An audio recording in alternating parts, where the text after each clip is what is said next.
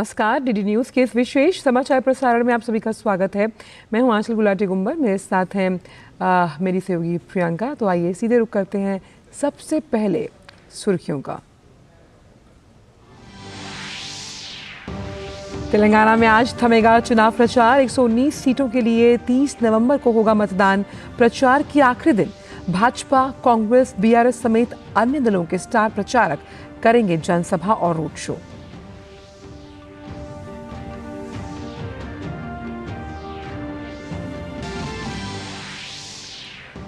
कर्नाटक सरकार आज चुनाव आयोग के समक्ष तेलंगाना के अखबारों में अपनी उपलब्धियों के प्रचार वाले विज्ञापनों पर जवाब करेगी दाखिल।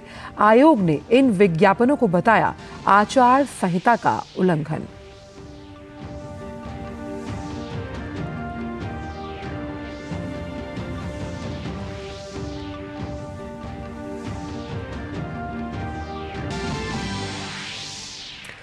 सिलकियारा सुरंग में फंसे 41 मजदूरों को निकालने के लिए वर्टिकल बोरिंग का काम जारी। प्रधानमंत्री ने कहा, मजदूरों को निकालने में नहीं छोड़ेंगे कोई कसर।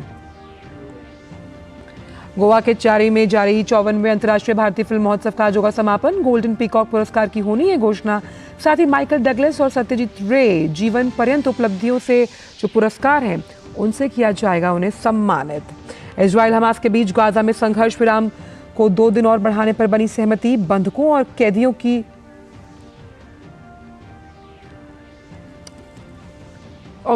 हो सकेगी रिहाई। संयुक्त राष्ट्र महासचिव की सराहना।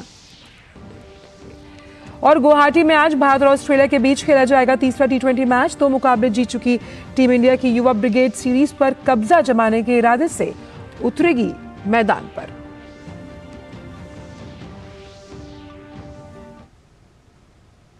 और आइए अब जानते हैं सभी खबरों को विस्तार के साथ। तेलंगाना में विधानसभा चुनाव के लिए आज प्रचार का आखिरी दिन है। 119 सीटों पर 30 तारीख को मतदान होगा। उससे पहले आज सियासी दलों के लिए आखिरी मौका है जब वो जनसभा और रोड शो के जरिए पार्टी प्रत्याशियों का प्रचार कर सकें और उनके लिए वोट मांग पाएं। आज शाम के बाद उन्हें डोर टू डोर कैंपेन करने की छूट होगी। लिहाजा आज पूरे दिन सत्तारूढ़ पार्टी बीआरएस, बीजेपी और कांग्रेस समेत तमाम दलों के नेता धुआंधार प्रचार करने वाले हैं। इससे पहले कल बीजेपी के पक्ष में कई रैलियां करते हुए प्रधानमंत्री ने कहा कि तेलंगाना को तबाह करने में कांग्रेस और भारत राष्ट्र समिति समान रूप से भागीदार हैं। प्रधानमंत्री के अनुसार आदिवासी समुदाय और अनुसूचित जाति समुदाय को बीजेपी ही सशक्त कर रही है। उन्होंने कहा कि बीजेपी की ओर से राज्य में मुख्यमंत्री पिछड़े वर्ग से होगा।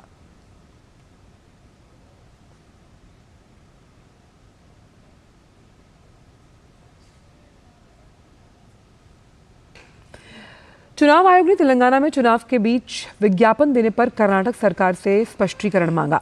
चुनाव आयोग ने आज कर्नाटक की कांग्रेस सरकार से जवाब दाखिल करने के लिए कहा।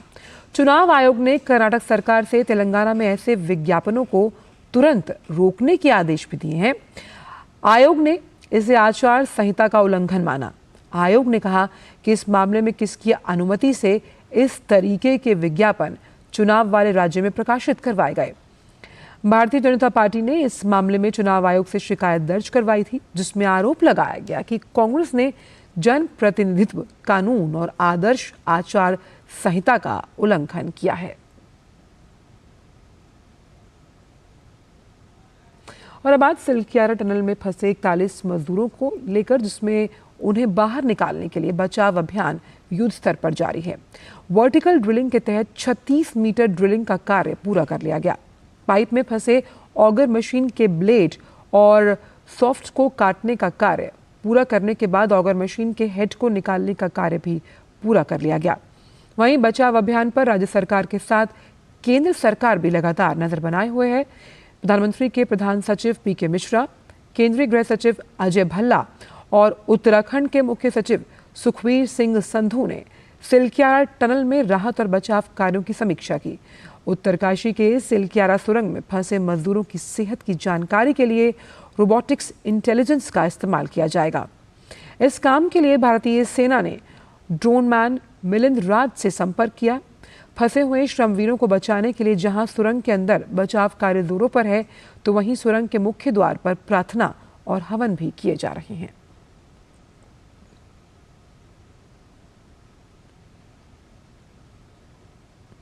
उत्तराखंड के सिलक्यारा टनल में फंसे 41 मजदूरों के बचाव काम पर प्रधानमंत्री ने कहा कि सरकार और तमाम एजेंसियां मिलकर उन्हें संकट से बाहर निकालने में कोई कोर कसर बाकी नहीं छोड़ रही हैं। प्रधानमंत्री ने फंसे श्रमिकों के लिए प्रार्थना करने की भी अपील की है।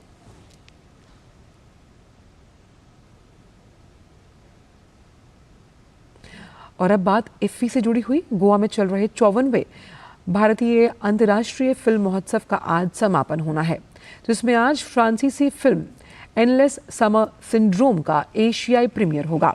इसके साथ ही गोल्डन पीकॉक पुरस्कार की भी घोषणा होनी है। अमेरिकी अभिनेता और फिल्म निर्माता माइकल डगलस को समापन समारोह में सत्यजीत रे लाइफ टाइम अचीवमेंट पुरस्कार से सम्मानित किया जाएगा। माइकल डगलस ने फिल्म निर्माण और वित्त के क्षेत्र में प्रधानमंत्री के प्रयासों की सराहना की है। माइकल डगलस ने प्रधानमंत्री मोदी के कुशल नेतृत्व के बारे में कहा कि भारत बहुत अच्छे हाथों में है।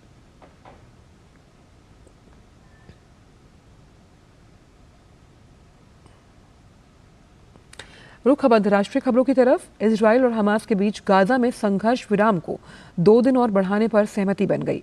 कतर के विदेश मंत्रालय के प्रवक्ता माजिद अल अंसारी की ओर से सोशल मीडिया पर पोस्ट कर कहा गया कि गाजा पट्टी में इजराइल और हमास के बीच संघर्ष विराम को 2 दिनों के लिए बढ़ाया जाएगा, जिससे और बंधकों और कैदियों की रिहाई हो पाएगी।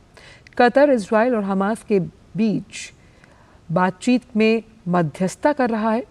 सूत्रों के अनुसार ये घोषणा अमेरिकी विदेश मंत्री एंटनी ब्लिंकन की ओर से सोमवार को कतर के प्रधानमंत्री के साथ बातचीत के बाद आई है, जिसमें 4 दिवसीय संघर्ष विराम को सुलझाने में मदद मिली थी। इजरायली पक्ष की ओर से संघर्ष विराम को बढ़ाने की तत्काल पुष्टि नहीं आई है। फिर भी संयुक्त राष्ट्र महासचिव एंटोनियो गुतेरेस ने इसकी सराहना की। संघर्ष विराम के पहले 3 दिनों में हमास ने 117 फिलिस्तीनी कैदियों की रिहाई के बदले में कुल 58 बंधकों को रिहा किया। मूल समझौते की शर्तों के तहत हमास को लड़ाई में प्रत्येक अतिरिक्त दिन के संघर्ष विराम के लिए 10 बंधकों को रिहा करना होगा। दुनिया के अलग अलग हिस्सों में आज सुबह भूकंप के तेज झटके महसूस किए गए। राष्ट्रीय भूकंप विज्ञान केंद्र के मुताबिक पाकिस्तान में सुबह 3:38 पर रिक्टर पैमाने पर 4.2 तीव्रता का जो भूकंप है उसके झटके महसूस किए गए। इसके अलावा सुबह 3:16 पर न्यू गिनी के उत्तरी तट पर रिक्टर पैमाने पर 6.5 तीव्रता का भूकंप आया और सुबह 3:45 बजे के आसपास जिजांग में जो रिक्टर पैमाना है उस पर 5.0 तीव्रता का भूकंप आया। फिलहाल किसी के भी और किसी तरह के नुकसान की कोई खबर नहीं है। बात क्रिकेट से जुड़ी हुई। भारत और ऑस्ट्रेलिया के बीच 5 मैचों की T20 सीरीज का तीसरा मुकाबला आज गुवाहाटी में खेला जाएगा। पहले 2 मुकाबले अपने नाम कर चुकी टीम इंडिया की कोशिश आज तीसरा मैच जीतकर सीरीज पर कब्जा जमाने की होगी।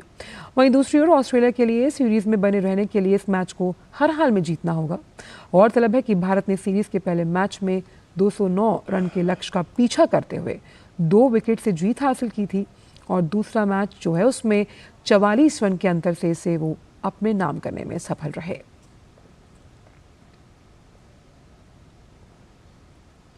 गुजरात टाइटंस ने आईपीएल के अगले सत्र के लिए शुभमन गिल को अपना नया कप्तान नियुक्त किया है।